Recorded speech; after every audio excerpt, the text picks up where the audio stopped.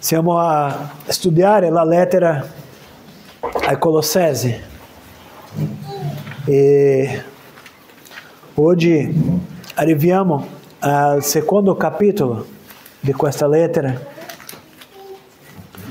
la nostra serie chiamata Radicati in Cristo, pienezza e speranza. E oggi il nostro argomento sarà radicati e saldi in Cristo. Così vi invito a accompagnare la lettura del capitolo 2 dai Colossesi, dal versetto 1 al versetto 7. Dice così la parola del Signore: desidero infatti che sappiate quale arduo combattimento sostengo per voi, per quelli dell'Odicea e per tutti quelli che non mi hanno mai visto di persona, affinché i loro cuori siano incoraggiati e uniti mediante l'amore, siano dotati di tutta la ricchezza della piena intelligenza, per conoscere a fondo il mistero di Dio, cioè Cristo, nel quale tutti i tesori della sapienza e della conoscenza sono nascosti. Dico questo affinché nessuno vi inganni con parole seducenti, perché sebbene sia assente di persona, sono però con voi spiritualmente e mi rallegro vedendo il vostro ordine e la fermezza della vostra fede in Cristo.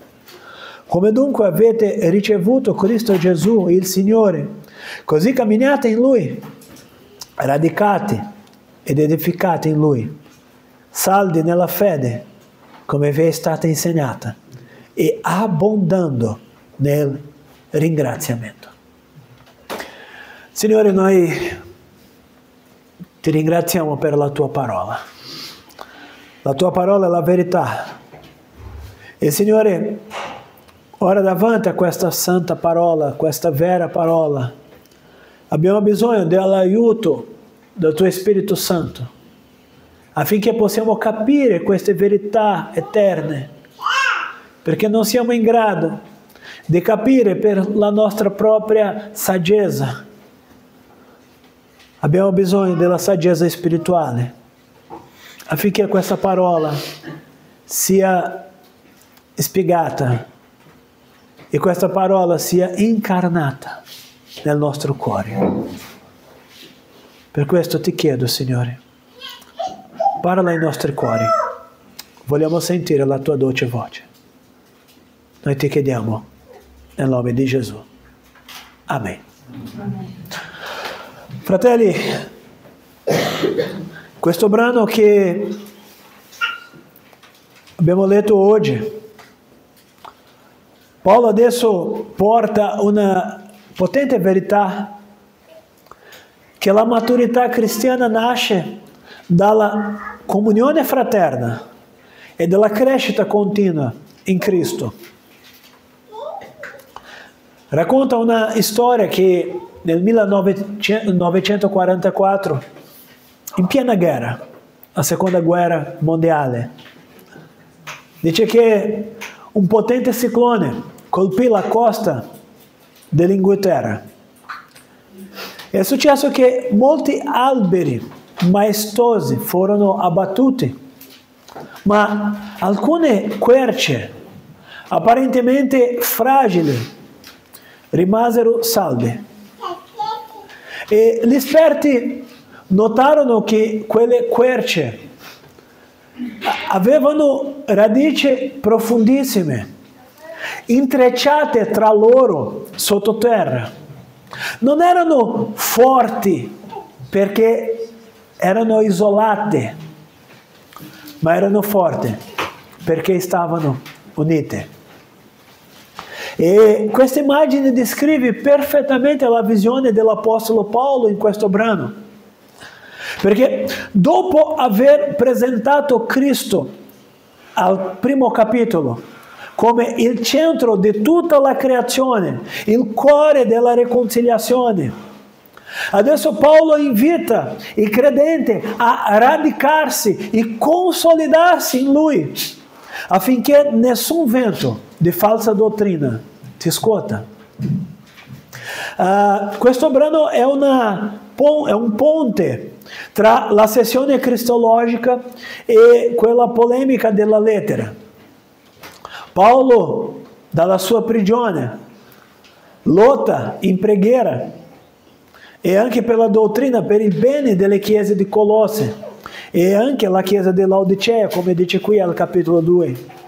E il suo desiderio è che la loro fede non resti superficiale, ma profondamente radicata in Cristo.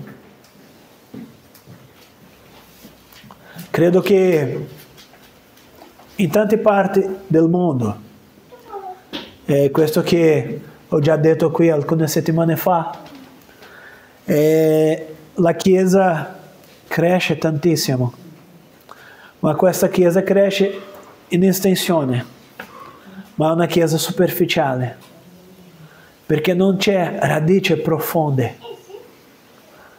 E sono queste radici che fanno con che queste Chiese possano non essere abbattute dagli eventi di false dottrine. E Paolo capiva questo di modo chiaro. E gli parla non solo ai Colossesi, ma come dice al primo versetto, parla a quelli che non mi hanno mai visto di persona. Ciò include anche noi. Il suo arduo combattimento qui non è un conflitto fisico, ma una lotta spirituale. E questa lotta di Paolo era fatta di intercessione e insegnamento. E Paolo desidera 3 cose per i credenti. La prima cosa che dice nella prima parte del versetto 2, che i loro cuori siano incoraggiati e uniti nell'amore. La seconda cosa, che giungano alla piena conoscenza del mistero di Cristo.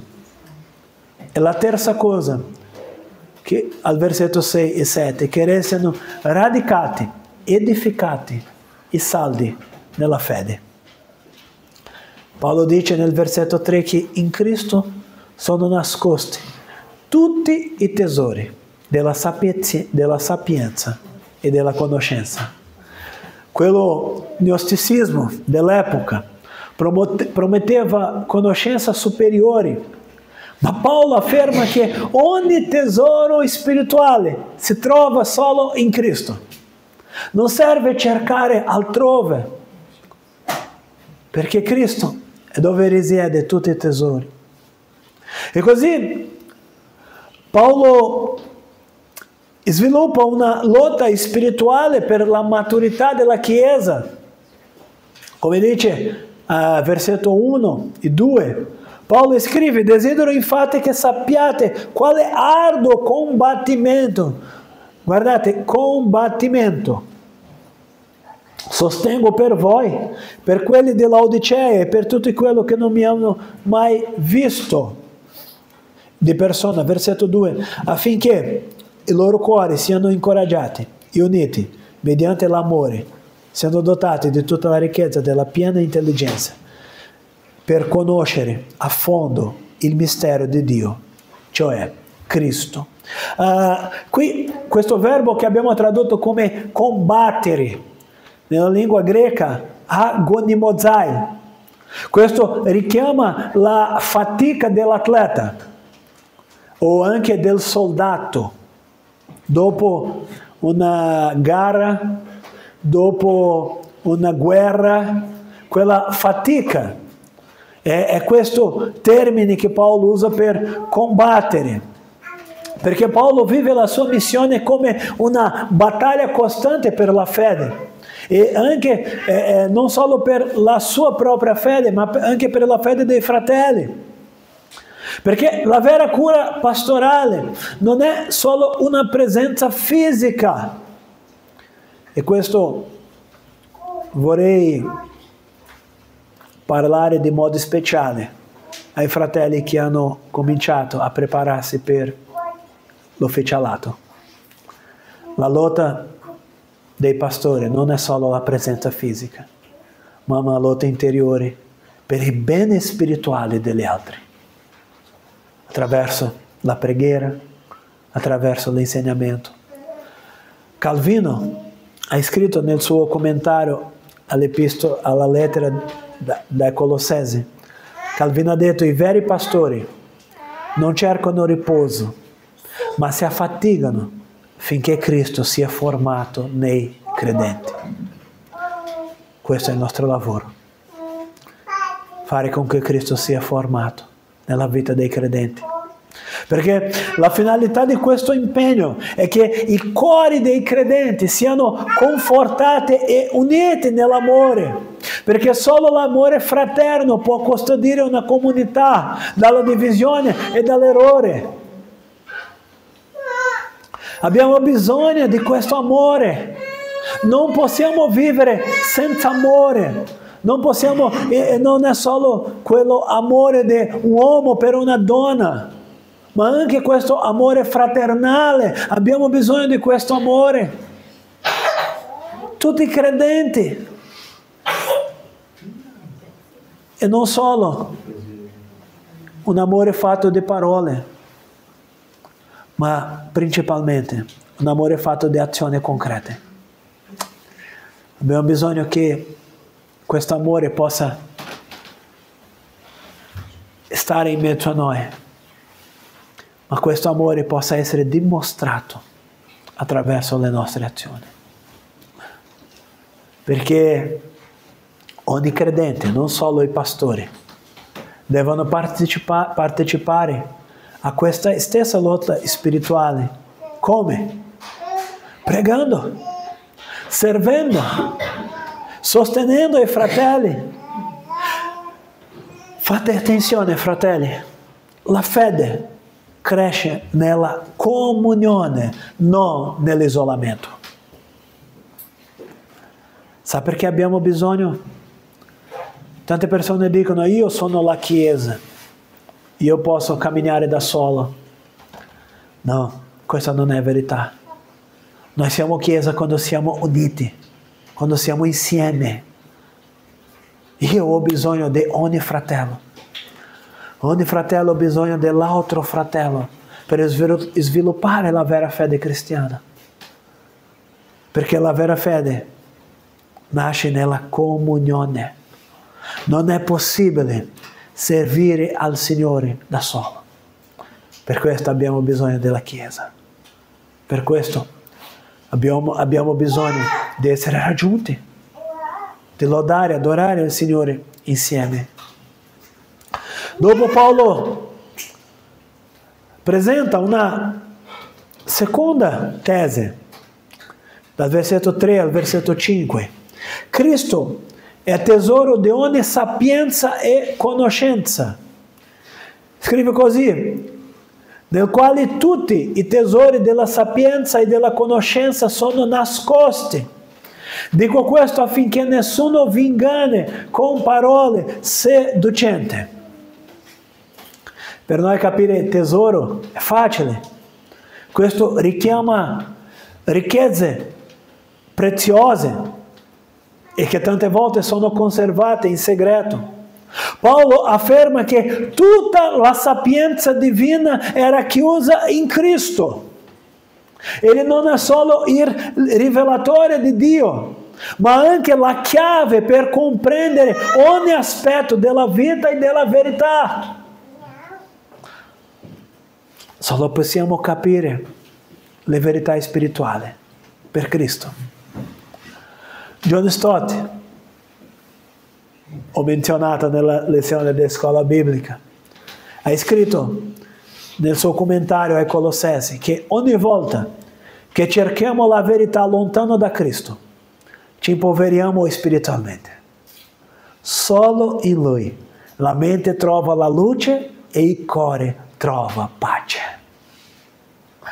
Solo in Cristo la mente trova luce e il cuore trova pace. Nel versetto 4 Paolo avverte contro le parole seducenti, cioè discorsi convincenti ma ingannevoli.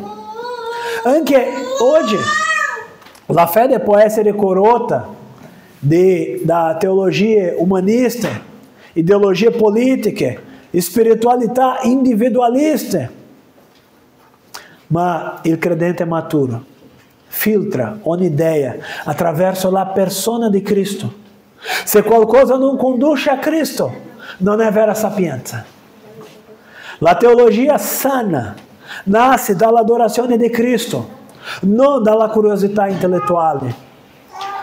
Fratelli, parliamo tanto di teologia, ma io sono grato al Signore perché quando ero ancora al seminario, facevo il mio corso, una volta un professore ha detto una verità e questo ha trasformato la mia pratica teologica.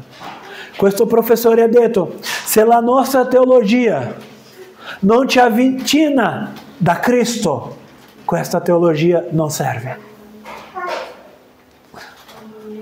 L'obiettivo della teologia è essere più vicino a Cristo, è conoscere Cristo, il nostro grande Salvatore. Se la nostra teologia non punta a Cristo, se la nostra teologia non parla di Cristo, se la nostra vita non presenta Cristo alle persone, la nostra teologia è solo una saggezza umana, non è saggezza spirituale. Dobbiamo, in ogni aspetto della nostra vita, puntare a Cristo, parlare di Cristo, proclamare Cristo, il nostro Re risorto dai morti, che sta vivo, è Re, il Signore. La terza tesi di Paolo in questo brano, versetto 6 e 7. Paolo dice che i cristiani devono essere radicati, edificati e saldi nella fede. Come dunque avete ricevuto, versetto 6, il Signore, così camminate in Lui, radicati ed edificati in Lui, saldi nella fede, come vi è stata insegnata, e abbondando nel ringraziamento. Sa cosa che è bello che Paolo scrive? Che il cristianesimo non si riceve una sola volta. La salvezza sì. Dopo che siamo salvati in Cristo, amen, siamo salvi. Ma le benedizioni, la grazia si riceve per vivere in Lui ogni giorno. Qual è il verbo che Paolo usa? Camminare. Fate attenzione. Paolo poteva usare il verbo arrivare, ma non è arrivare, è camminare. Questo cosa significa? Questo indica uno stile di vita continuo. È una camminata spirituale e che ogni giorno, ogni momento di questa camminata riceviamo grazia, potenza, rafforzamento dell'alto per vivere la vita cristiana. Ma dopo usa un secondo verbo. Qual è il secondo verbo? Radicati. E dopo edificati. Sono i tre verbi che Paolo usa in questo brano. Camminare, radicati, edificati.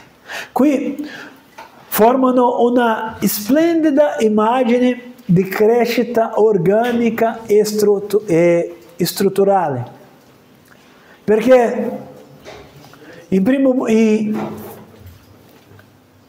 momento si cammina,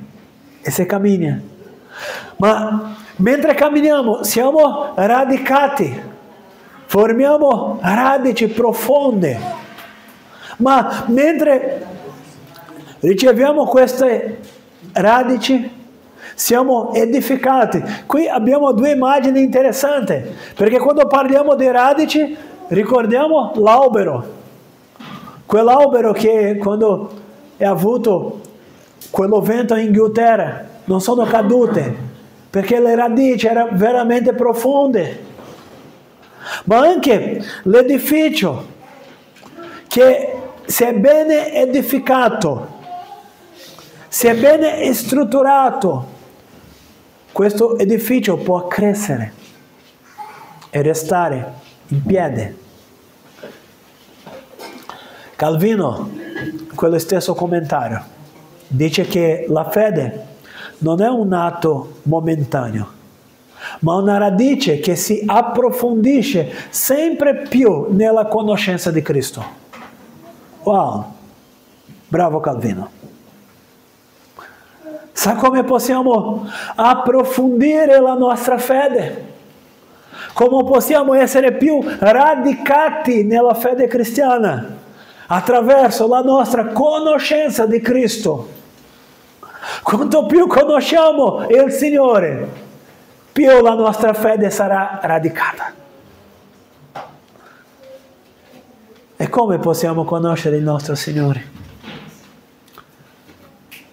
C'è solo un metodo: studiando questa parola. È qui che conosciamo il Signore. È questa parola che ci insegna su Gesù. E l'espressione finale che Paolo finisce questo versetto 7 è bella. E credo che questa espressione dobbiamo sottolineare nella Bibbia. Scrivere, un'idea per chi vuole fare tattoo. Io non mi piace. Che sa, vuoi trovare una bella frase per mettere nella pelle? Che tal? Abbondate nel ringraziamento. Per favore, dopo non diciamo che il pastore ha detto che dovete fare tatuaggi. No, questa è una decisione personale, per favore. O anche una frase per scrivere nell'armadio del quarto, della stanza, e leggere ogni giorno: abbondate nel ringraziamento. Sa cosa vuoi dire questa espressione? Che la gratitudine è la prova della maturità spirituale. La gratitudine non appartiene a una vita piena di ricchezza materiale. Tante persone dicono: ah sì, potevo avere una casa migliore, una macchina migliore, un stipendio maggiore, io sarebbe grato al Signore. No, dobbiamo essere grati con quello che abbiamo già. In questo momento il nostro cuore deve essere grato, perché tutto quello che abbiamo viene dal Signore. Come diciamo quando preghiamo per le decime, per le offerte, se possiamo tornare al Signore una parte di quello che abbiamo, è perché prima il Signore ha dato a noi. E questo è il vero pensiero del ringraziamento, perché un cuore radicato in Cristo non vive nel lamento, ma nella riconoscenza, nel riconoscimento di quello che Cristo ha fatto, della sua opera, del suo perdono. E come lo sappiamo, che l'opera che Cristo ha fatto nella croce per noi, se dopo di questa opera di perdono nessuna preghiera nostra potesse essere più risposta. Solo l'opera della croce sarebbe sufficiente per avere un cuore grato. Perché questa opera è potente. Questa opera ha cambiato la nostra vita per adesso e per l'eternità. Perché un giorno vedremo il nostro Signore, il nostro Salvatore, che tornerà per prendere la sua Chiesa.